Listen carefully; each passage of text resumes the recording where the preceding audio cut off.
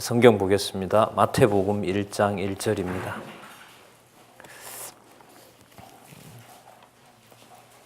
마태복음 1장 1절 제가 읽겠습니다.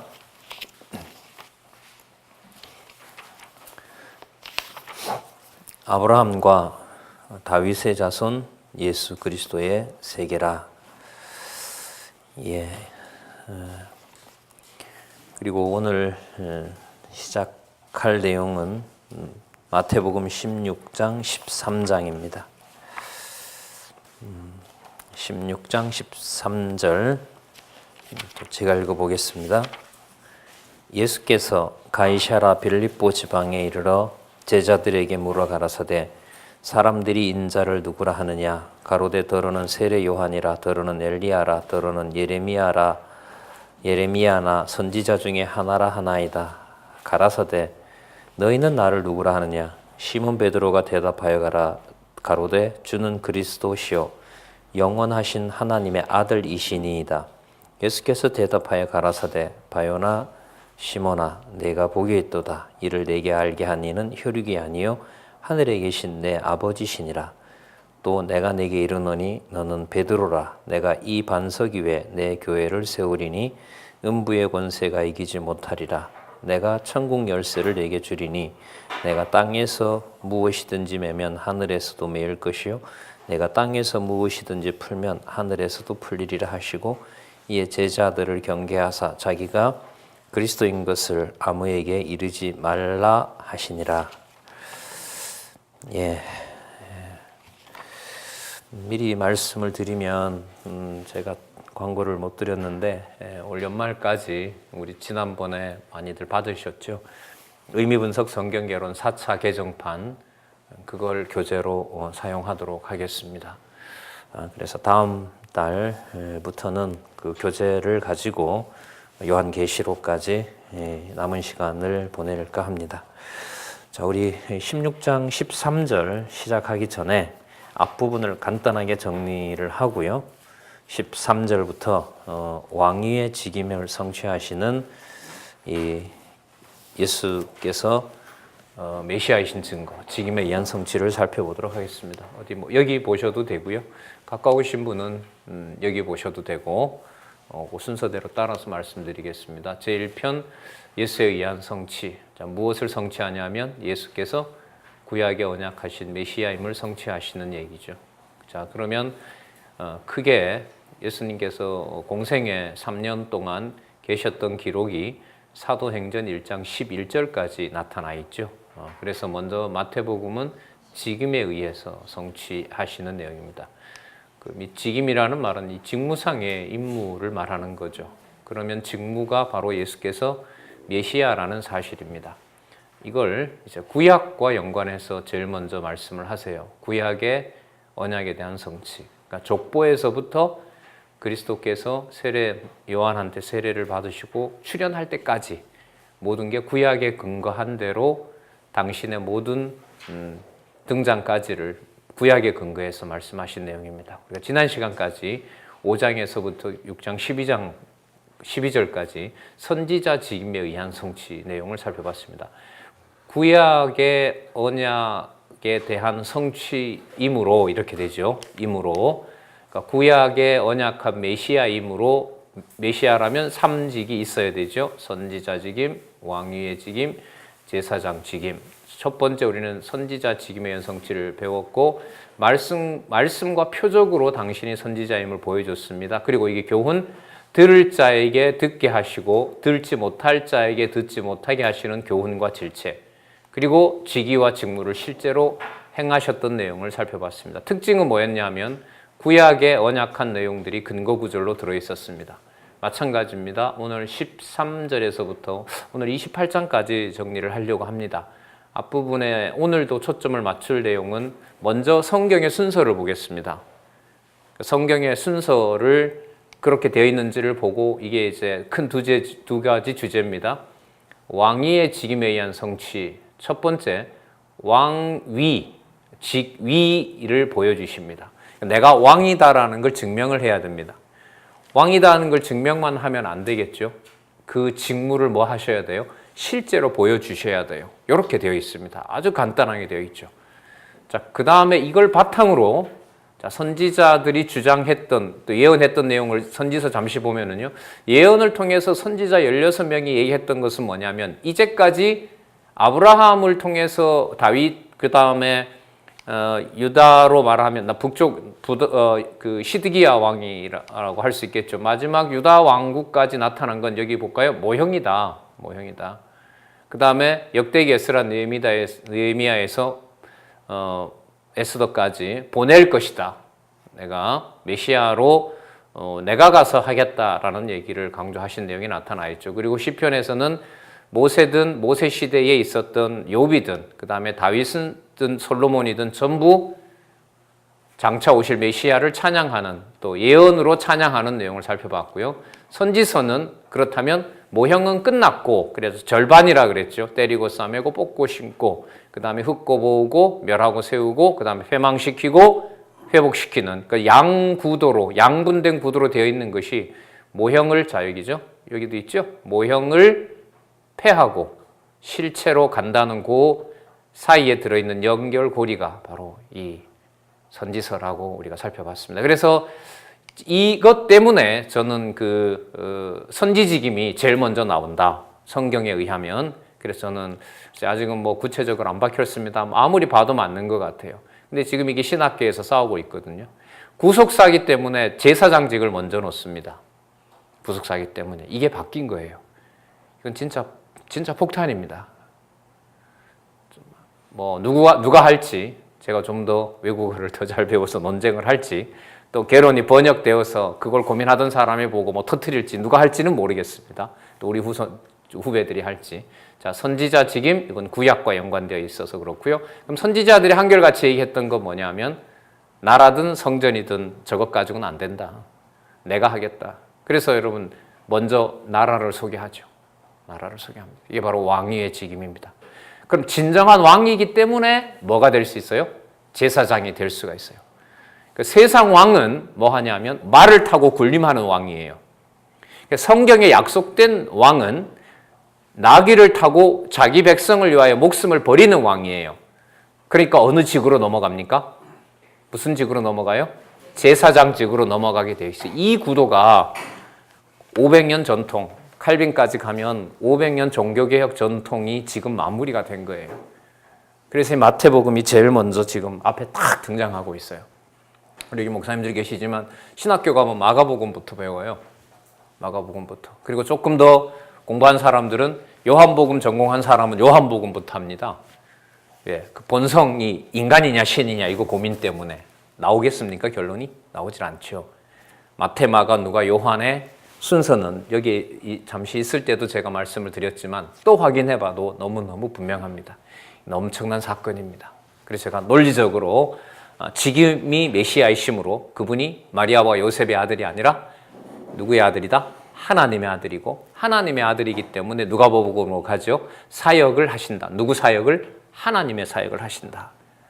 뱃속에 있을 때도 하시고 12살 때도 하시고 또 십자가에 달려서도 한다. 그 세 가지 누가복음의 사건들이 다른 데 안 나오거든요. 그게 왜 누가복음에만 나오느냐? 예, 거기에 나옵니다. 그걸 바탕으로 어디로 가요? 우리는 본성, 예수님이 인간이냐 신이냐라는 전통신학에서 다루었던 주제를 어디로 가요? 요한복음에 가서 확정을 해버려요. 시간도 보면 마테마가 누가 이후 30년 후에 사도 요한을 통해서 하나님께서 요한복음 쓰게 하시죠. 요한 1, 2, 3서 쓰게 하죠. 그 다음 계시록 쓰게 하죠. 그러니까 복음서도 제일 마지막에 사도 요한이 마무리해요. 서신서도 제일 마지막에 유다서도 있지만 요한 1, 2, 3서로 마무리해요. 계시록을 그야말로 마무리하는데 닫아버려요. 이걸 바로 사도 요한을 통해서 그렇게 하십니다. 어떻게 보면 이 강의를 저자 강의도 들으셨고 저도 소개했기 때문에 아마 여기 계신 분들은 익숙하게 들을는지 모릅니다. 이번에 일본 가서 영상 올라왔던 거 보시면 아시겠지만 그 편집은 그 저자인 박용기 우리 원로의 강의가 들어가 있고 그다음 제 강의가 들어가 있는데 그렇게 진행하지 않았고요. 오전 시간에 그림을 그려 나갑니다. 저자께서 이 우리 성경개론 4차 개정판 가지고 그럼 그 나간 분량만큼 저는 그 시간을 더 내려와서 성경적 근거, 개론책을 소개합니다. 그러니까 저로서도 엄청 글쎄요. 앞으로 그런 일들이 글쎄요. 우리 지도자 협의회 내에서는 앞으로 일어날 수도 있겠죠. 일어날 수도 있는데 저로서는 진짜 인간적으로 봐도 큰 영광이죠. 아마 제가 알기로는 본인의 책을 그 후배들이 강의하는 걸 아마 가장 오래 앉아서 들었던 게 이번이 처음이 아니냐. 한 대여섯 시간 넘게 들으셨어요. 오전 강의하고 쉬고 와서 오후 시간, 저녁 시간까지 제가 한 대여섯 시간을 하니까요. 그럼 한두 시간 쉬고 오셔서 그걸 계속해서 들으시고 끝에 가서 또 정리까지 해주시고. 자, 이 말씀 드리는 것은 그분들이 일본에서 한 30년 사셨는데 다 일본 정통 신학을 하신 분들입니다. 그것도 좀 보수주의 계열에 속한 신학을 마태복음 이렇게 잠시 지금 말씀드린 것처럼 하는데 울어요. 이게 왜 지금 나왔죠? 저도 몰라요. 저는 원래 오기 싫어했어요. 원로께서는 계속해서 오기 싫어했는데 열심히 하라고는 안 하고 열심히 하라고 하나님 보냈는데 아직까지도 투덜투덜하고 있다고 저를 보고 뭐라 하시고 저는 이렇게 좋아할 줄 몰랐고 누가 계신지 저도 몰랐다고. 그래서 엄청난 사건입니다. 이게 마태, 마가, 누가, 요한으로 진행되는 이 구도는 왜 마태복음 다음에 마가복음이죠? 왜 마가복음 다음에 누가복음이어야만 됩니까? 왜 요한복음이고 요한복음은 요한복음으로 끝나는 게 아니라 사도행전 1장 11절에 가서 마치죠? 기자는 다른데 요한복음은 누가 썼어요? 사도 요한이 썼지 않습니까? 사도행전은요? 누가복음을 쓴 누가가 썼는데요. 그게 조합이 일어나겠습니까? 이 세상에서? 전부 다 누가 썼냐라고 가고 있는데 저자를 올려놔야 되죠. 누가 쓰셨다. 누가 원저자이시다.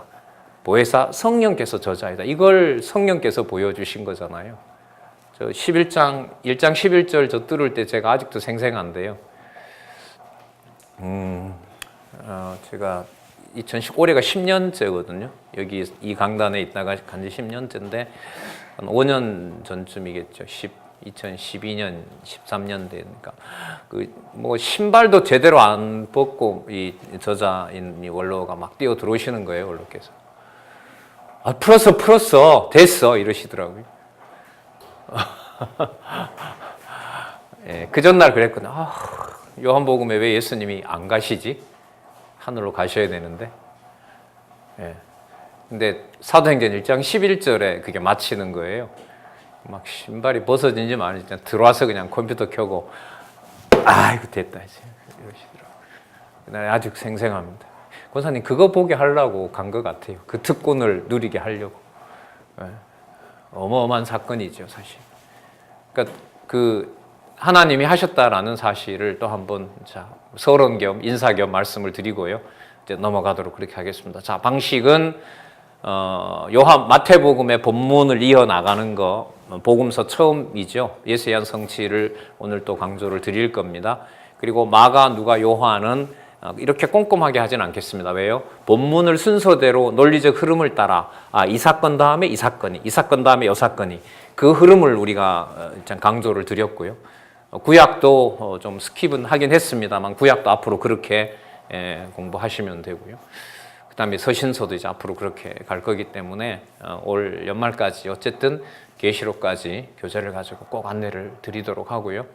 한 달 안 뵙는 동안 성경을 중심으로 개론을 놓고 그 흐름 따라 모르는 건 또 강론을 찾아보시고 그렇게 해서 어쨌든 이게 설교가 아니잖아요. 이게 한 과목이고 어쨌든 포항 성진교회와도 3년 동안 약속한 시간이 저로서는 일단 좀 다 알려드리고 또 정리를 해야 되기 때문에 좀 제 생각으로는 많이 아쉬운 게 많지요. 좀 아쉬운 게 많지만은 하나님께서 또 그런 저런 또 환경 속에서 우리가 진행되고 있기 때문에 더 명확하게 안내를 해드리도록 그렇게 하겠습니다. 자, 먼저 우리 16장 13절부터 21장까지 보면 직위 행사에 대한 성취를 보여주세요. 그러니까 당신이 누구다? 왕이다라는 걸 보여주십니다. 자, 16장 13절에서부터 20절에 보시면 우리 4차 개정판하고는 조금 또 다릅니다. 왜냐하면 또 손을 다시 봤기 때문에 더 명확하게 말끔하게 이제 정리를 해 놓으셨다고 보시면 됩니다. 비교를 해 보시면 강의해 가고 여러분들 공부하시는 데는 도움이 되죠. 꼼꼼하게 읽으신다면. 그러나 그렇지 않더라도 지난번 강론지 가지고 충분히 할 수 있는 거죠. 저기 보시면 아시는 대로 가이사라 빌립보 지방에 가요. 여러분 이 가이사 빌립보 지방이라는 말은 뭐냐면 가이사르가 이게 가이사 로마 황제의 명칭이거든요. 빌립보라는 말은 뭐냐면 이게 알렉산더 대왕의 아버지 이름이에요. 그러면 가이사라 빌립보 이러면 가이사라는 로마 황제 땅이라는 말이고 로마 황제 앞에 있었던 헬라 왕 알렉산더의 아버지였던 필리포시스라는 사람이 있어요. 그 사람의 이름이 빌립보거든요. 이렇게 우리말로 하면 빌립보. 그러니까 이 땅 이름만 보더라도 여기는 누구 땅이에요? 이방 황제가 통치하는 땅인 거죠. 다 빼앗겨 버렸고요. 근데 거기에 가셔서 잘 보세요. 예수께서 누구임을 증명하세요? 내가 진짜 왕이다. 이걸 증명하는 거죠. 내가 진짜 왕이다. 그리고 주어를 베드로 쪽으로 넘어가면 안 됩니다. 그럼 이게 설교로 가게 돼요. 베드로처럼 해야 된다고 하는데 주어가 누구다? 예수께서 누구이신가? 예수께서 이런 일을 하신다. 그러니까 지금 직임이니까요. 당신이 왕임을 증명하고 설명하는 내용이라 보시면 됩니다. 그러니까 예수님께서 당신을 증명하는 방법이 설명하는 방법도 있습니다. 서술문으로. 그 다음에 무슨 방법이 있냐면 권유하는 방법도 있습니다. 권유하는 방법 먹으라. 그 다음에 권유가 더 강하게 가면 뭐가 나오죠? 명령문도 있습니다. 명령문도 있어요. 그 다음에 때로는 조건문도 쓰십니다. 조건문도.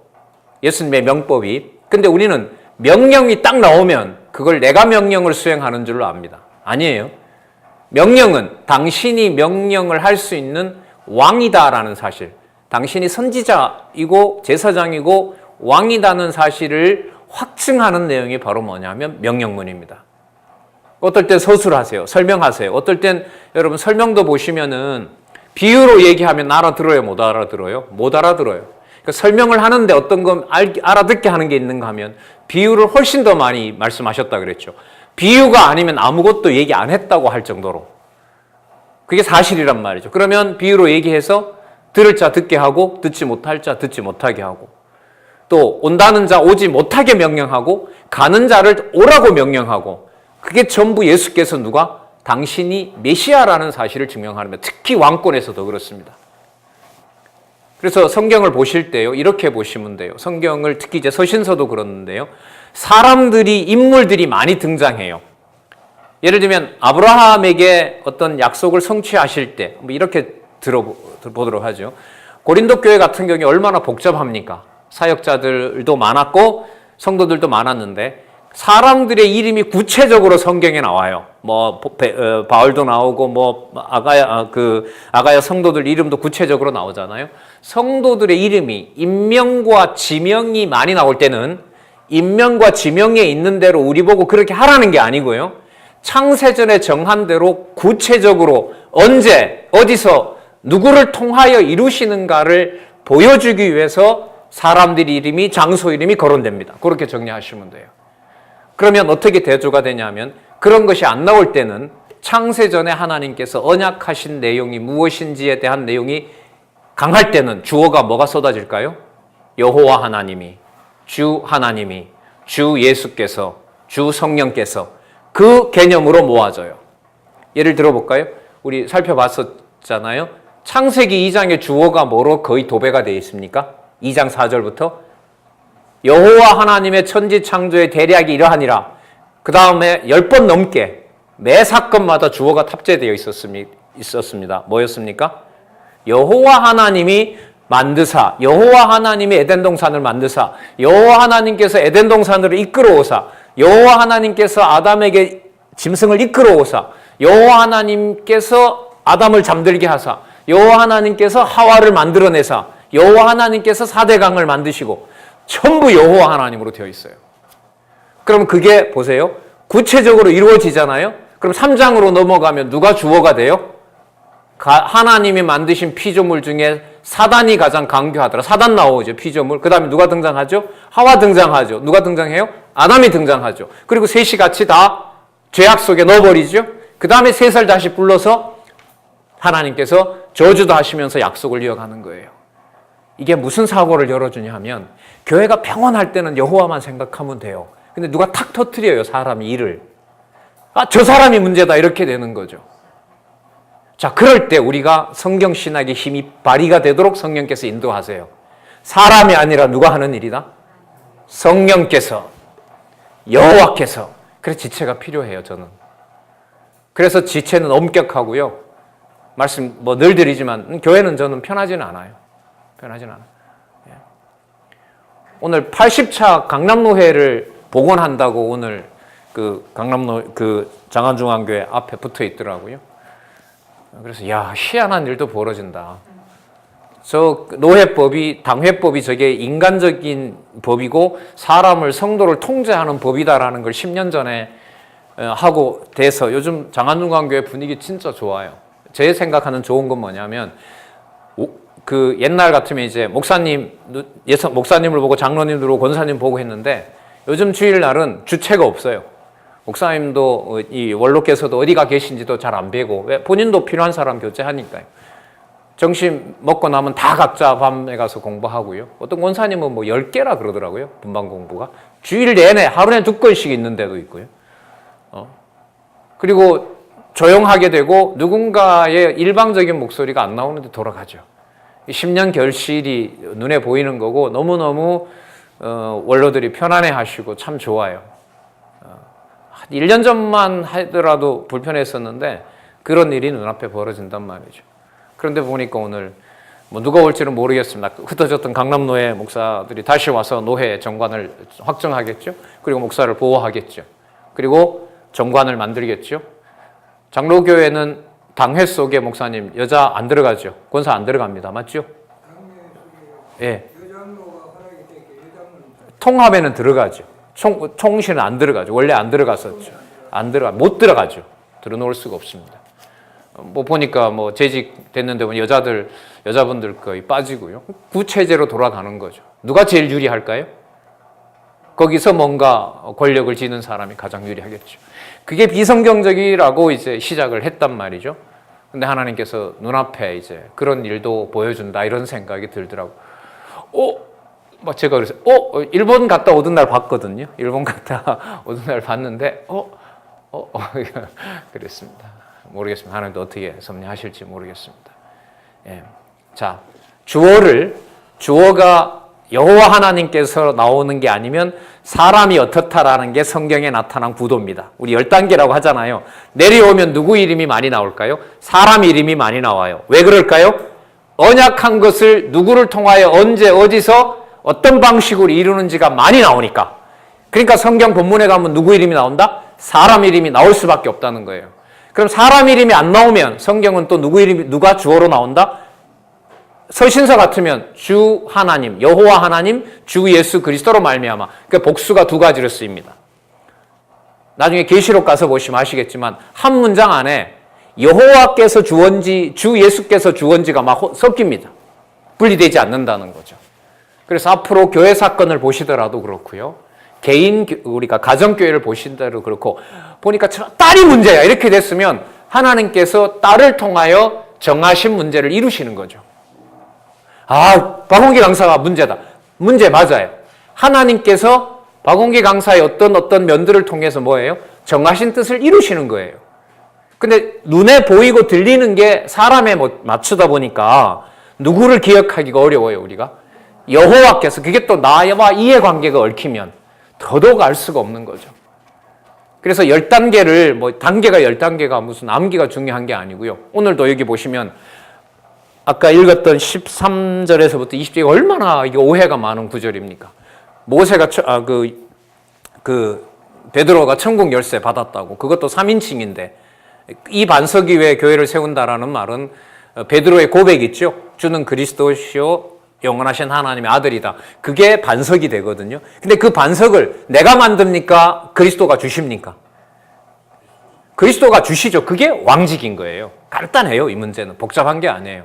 근데 다 떼서 보면 여기서 뭔가 할 말이 많고 카톨릭처럼 이 권세, 그래서 베드로가 열쇠 가지고 있고 요즘 이거 하면 다 열쇠 걸어줘. 개신교에도 열쇠 걸어주는 데가 있더라고요. 진짜 정신이 나간 거죠.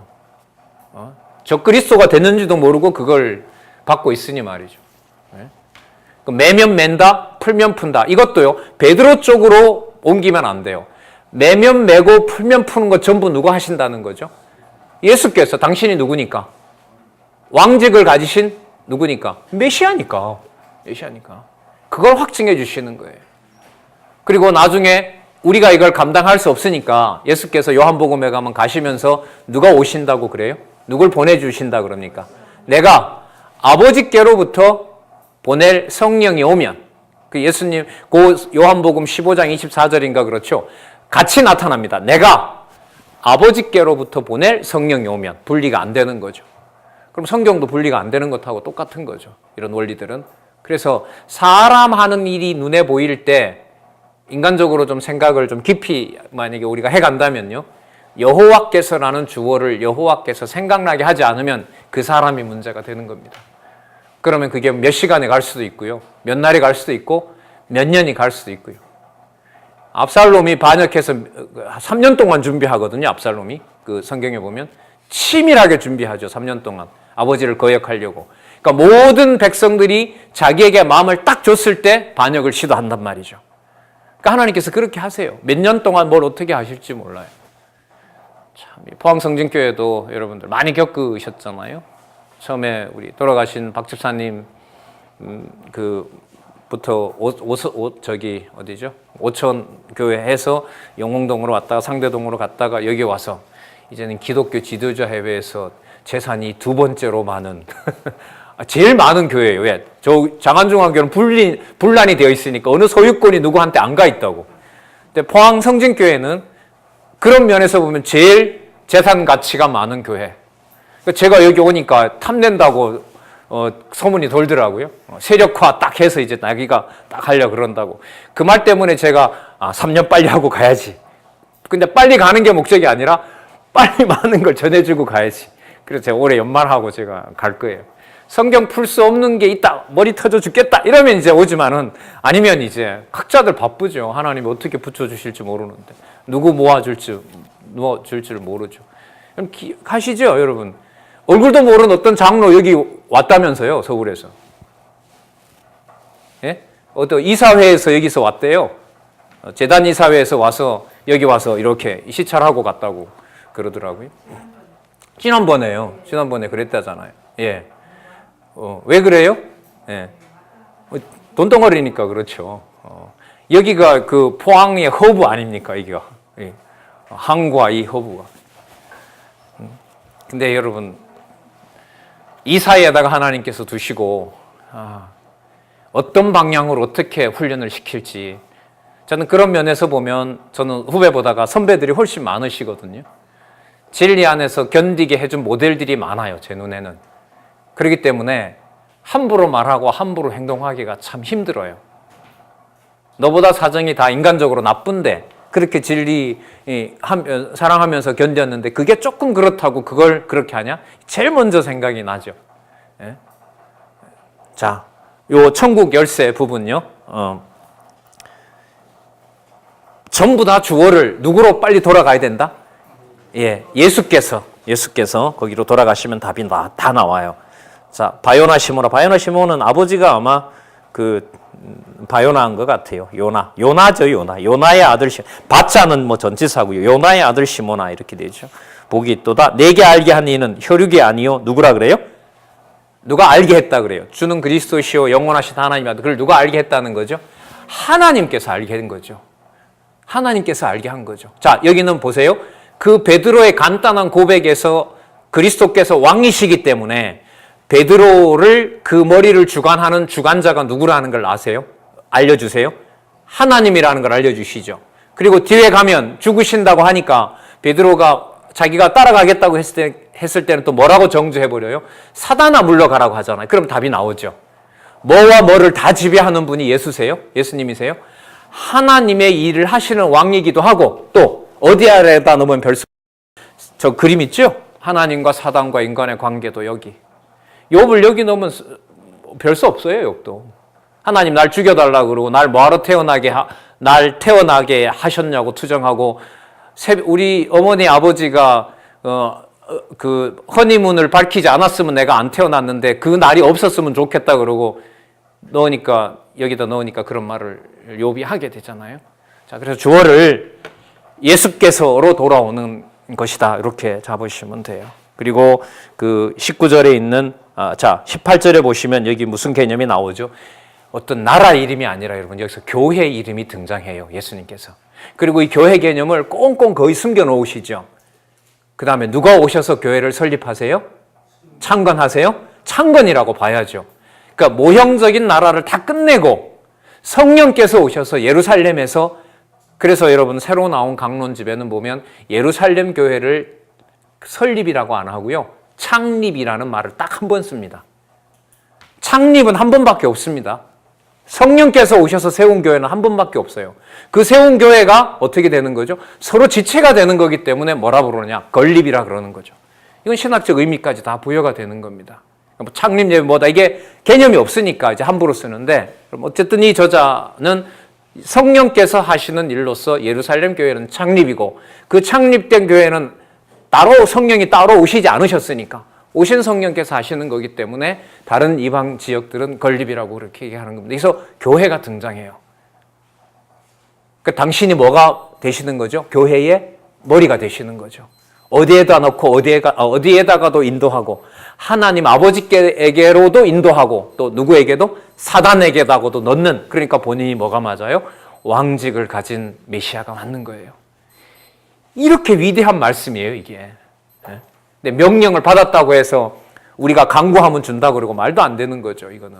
그래서 예수님께서 아까 말씀하시는 그 선지직, 왕직, 제사장직을 완성하실 때 여러 가지 형식으로 말씀하셔도 그 모든 것들이 당신에게 주권과 능력이 있다는 것을 꼭 잡으시면 돼요.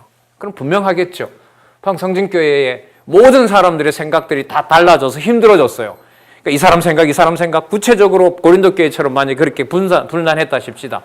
분명한 거죠. 여호와께서 구체적으로 정하신 일을 이루시는 거죠. 그럴 때 말씀을 생각나게 해주는 성도나 선후배가 있다면 거기서 누구를 찾게 하는, 간단하지만 불가능하죠. 누가 주어가 되는 주 예수 그리스도께서 이렇게 되죠. 하나님께서 그 주어로 돌려놓는 것이 바로 성령께서 성경신학을 통하여 성경을 보게 하시는 거죠. 자, 그러면 대부분이 다 정리가 됩니다.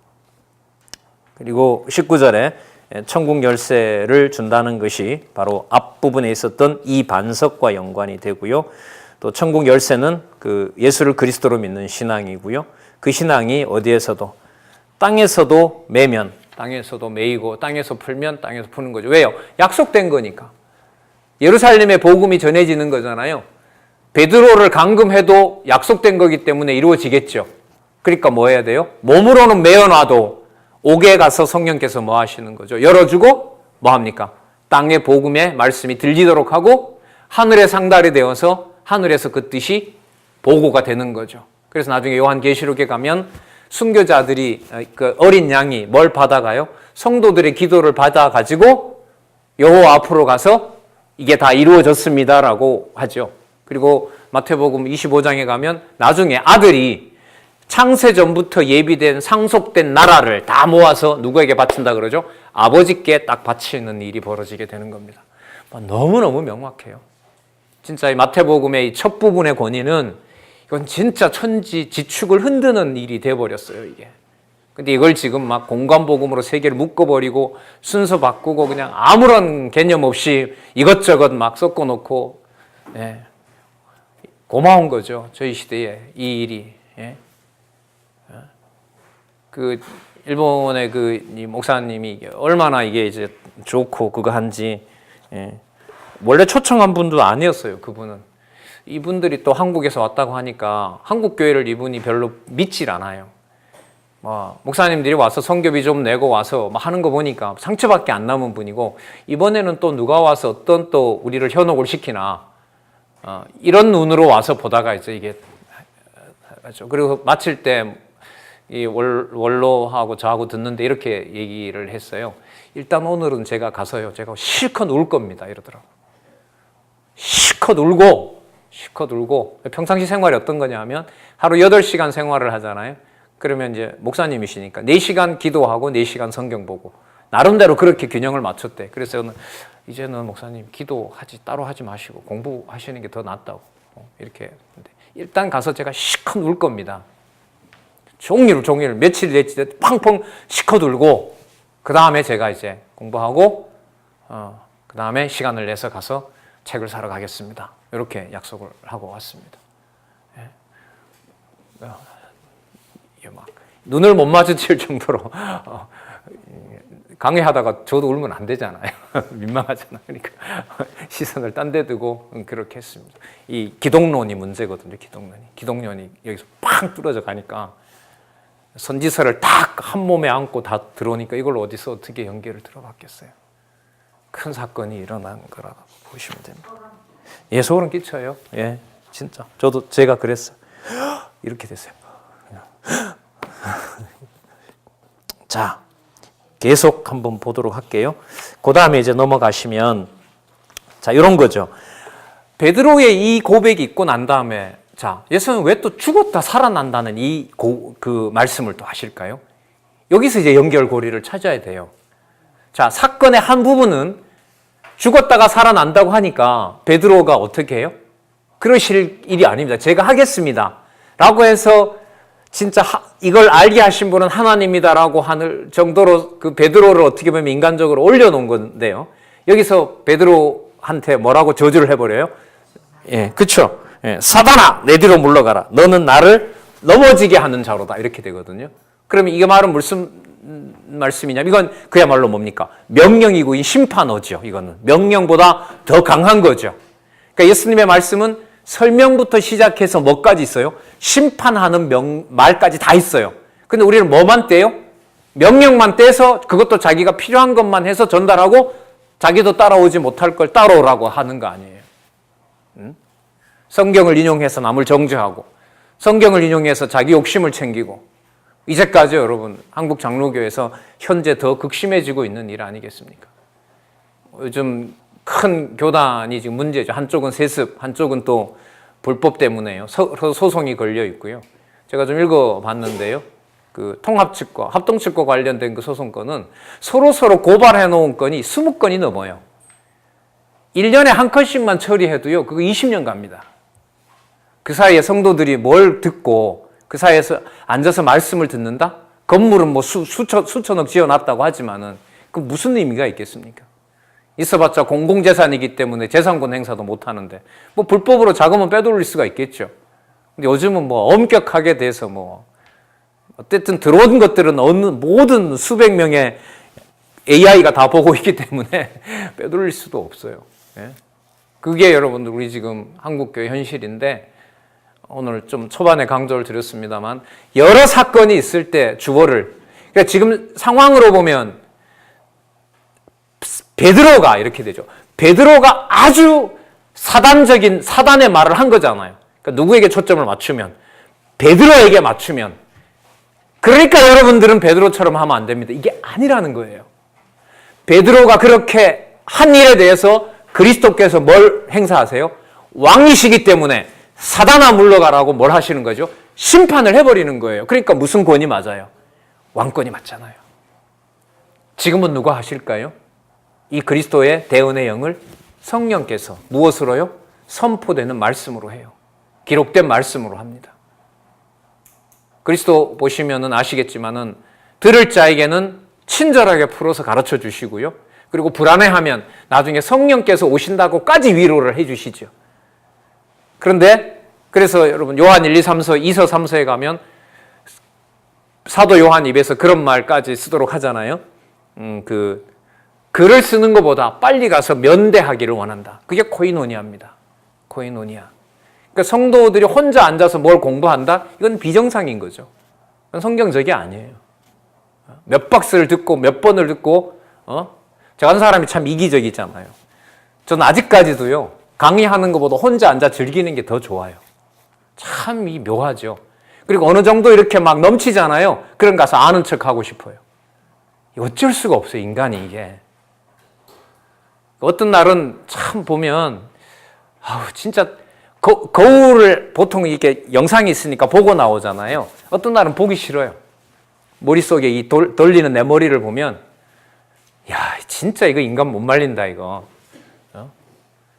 자, 베드로에게 하나님께서, 그리스도께서 왕권을 통하여 아버지의 아들 되는 권세를 하나님께서 너에게 주셨다. 그 믿음 주셨다. 바로 돌아서 뭐예요? 사단 속에다가 확 집어넣어 버리는 거죠. 사단아 물러가라. 이렇게 하죠. 이게 우리가 갖다 쓰는 이런 말씀이 아니에요. 누가 주어가 되는 게 분명하죠. 예수께서 누구이시다? 왕이심으로. 누구이시다? 구약에서 언약한 메시아이다. 포항성전교회에 이러한 일이 입에 담을 수 없고 견디기 힘든 일이 이루어졌으므로 누가요? 쉽게 담을 수도 없고 그러나 성령께서 담게 해주신다면 누가요? 주 예수 그리스도께서 당신이 승천하셨지만 살아계신 하나님의 아들 메시아임을 확증하게 하시려고 이 일이 오늘 언제 어떤 방식으로 어떻게 됐다? 일어난 것이다. 그렇게 딱 정리가 되면 자, 누가 살아계신 증거가 되죠? 제일 위에 상여의 주제 뭡니까? 여호와 계시. 이렇게 돌아가는 겁니다. 무서운 거죠. 엄격합니다. 그래서 이 순서대로입니다. 이 순서대로. 그래서 요 다음에 요 사건이, 요 다음에 요 사건이. 이렇게 보면 이거 제가 이렇게 공부해 나가는 방식이란 말이죠. 그러면 뒤에 지금 이 부분 집중하다 보니까 뒷부분에 뭐가 기록된지 알았는데 지금 잠시 제가 까먹었어요. 그럼 궁금해지는 거죠. 흐름은 어디로 갈 텐데 예수께서 누구다? 구약의 언약한 메시아로 누구임을 왕이심을 증명할 텐데 그 다음에 뭐가 나올까? 그게 성경 보는 재미가 되는 거죠. 그게 여러분 9880페이지 쫙 이제 가는 겁니다. 그리고 이제 위로 올라가죠. 수평에서 이제 수직으로 누가 살아계신 여호와께서 살아계시고 여호와께서 일하시고 여호와의 능력을 계시하신다. 그래서 여호와 계시. 그걸 성령께서 여러분들과 제 내면에 관절과 골수를 진리의 말씀으로 채워나가게 하시는 거죠. 그래서 여기 그리고 베드로 쪽에서 봐도 그렇고요. 베드로의 일이 시작된 일이 뭐 때문에 그러냐면 그리스도께서 뭐 한다고 하셨어요? 21절에 보시면 예루살렘에 올라가 장로들과 대제사장들과 서기관들에게 많은 고난을 받고 죽임을 당하고 제3일에 살아나야 할 것을 제자들에게 비로소 가르치시니. 그러니까 베드로는 뭐만 귀에 들어온 거죠? 올라가서 뭐 한다? 죽는다. 그러니까 그러시면 안 됩니다라는 거잖아요.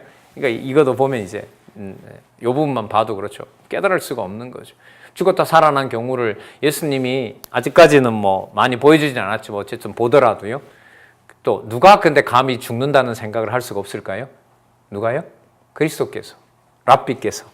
선생님이 죽으신다는 말은 상상을 할 수가 없는 거죠. 그럼 이게 왕권하고 관계가 있을까요? 없을까요? 여러분, 그리스도께서 십자가에다가 이방인에게 자기를 내어주셨을 때 육의 몸이 죽고 숨이 끊어졌죠. 그러면 하나님도 같이 죽은 걸까요? 아닐까요? 아니죠. 영생은 변함이 없는 거예요. 여기서 신학자들이 또 엄청난 이제 논쟁에 휩싸이죠. 루터파하고요. 루터파와 개혁파가 갈리는 게 거기서 갈립니다.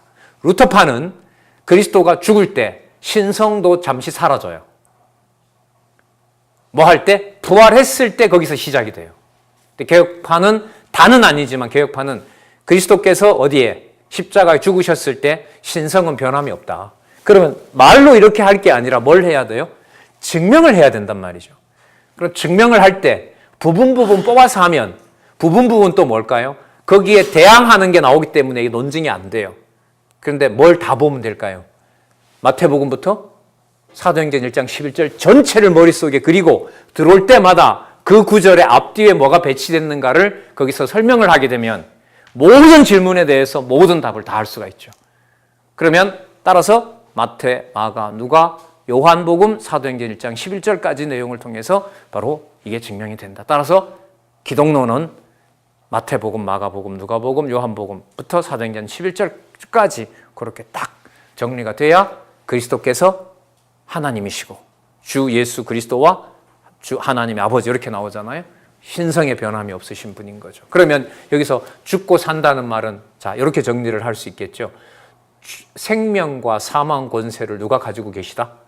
당신이 가지고 계시다. 어느 정도로? 자기의 육의 몸을 내어줄 정도로. 그럼 앞부분하고 맞아요. 뭐가 맞나 보세요. 베드로 사건을 통해서 베드로가 영원하신 하나님의 아들임을 하나님께서 확인해 줬다는 것도 말씀해 주셨고, 어디에도 집어넣어 버렸어요. 사단에게도 집어넣어서 사단아 물러가라라고 재판도 하셨죠. 그러면 무슨 권한을 다 가지고 계세요? 영원하신 하나님의 생명의 권한과 또 사단의 권세도 가지고 계시잖아요. 마찬가지로 그리스도께서는 뭐와 뭘 다 가지고 계세요? 생명에 대한 권한과 또 사망 권세를 통치하는 권한도 다 가지고 계신다는 거죠. 그게 무엇으로 말씀하시는 거예요? 내가 죽었다가 살아날 것이다. 그럼 살아날 것의 의미가 무엇인지는 25장에서부터 26장에서 26, 27, 28장에서 나타난 무슨 직이요? 제사장 직임에 의해서 설명을 하는 거예요. 정확해요. 그러니까 왕직을 설명하는데 앞부분에 바로 그리스도께서 뭘 얘기를 해보셨냐면 내가 죽는다라고 얘기를 해버려요. 죽음의 권세에다 내가 나를 어떻게 보면 내어 던지는 거죠, 당신을. 그런데도 아버지가 버리신 거예요? 아니에요? 아닌 거잖아요. 그러나 시편에 있는 대로 어느 지경까지 가요? 아버지하여 어찌하여 나를 버리셨나이까라는 말씀까지 이루시는 거죠. 그러니까 십자가에 죽었을 때 어느 누가 보더라도, 제자들도 다 도망갔으니까요. 누가 보더라도 하나님 여호와 부르다가 뭐 해서 죽었다? 나무에 달려 있으니까 저주받아 죽었다라고 다 생각하는 거죠. 그리스도 빼고는 당신이 사망 권세를 주관한다는 것을 어느 누구도 상상할 수가 없을 때, 그리고 그리스도가 여러분 재림하실 때도요, 그 상황에서 재림하십니다. 세상 어떤 교회도 어느 교회라 하더라도 뭘 알 수 없을 때, 하나님의 교회가 어디에도 한 곳도 없다고 여길 때, 그때 누가 오신다 그랬어요? 그리스도께서 재림하신다고 하죠. 믿는 자가 한 사람도 없을 지경. 마치 그리스도가 죽는 장면을 보고, 처참하게 죽는 장면을 보고 어느 누구도 감히 예수를 누구로? 왕으로 생각할 수 없는 그 상황까지 가져간 것처럼 마지막 주의 교회도 그렇게 될 때 그리스도가 재림하신다고 왕권 마지막에서 얘기를 하고 있습니다. 그러니까 사망과 영원한 생명과 사망 권세. 그래서 내용보다가는요, 연결입니다. 마태복음은. 무슨 뜻이냐면 베드로의 그런 고백 다음에 베드로가 왜 부정을 하고 죽고 사는 얘기를 왜 그 다음에 나오느냐 이거죠. 베드로의 천국 열쇠 사건 다음에 왜 본인이 죽고 사는 설명을 하느냐. 그 연결고리 속에서 이제 위로 올라가는 거죠. 예수님의 무슨 권? 왕권. 이렇게 연결이 중요한 거예요. 자, 서로 시간이어서 좀 빗나가기도 했는데요. 우리 차 한잔 마시고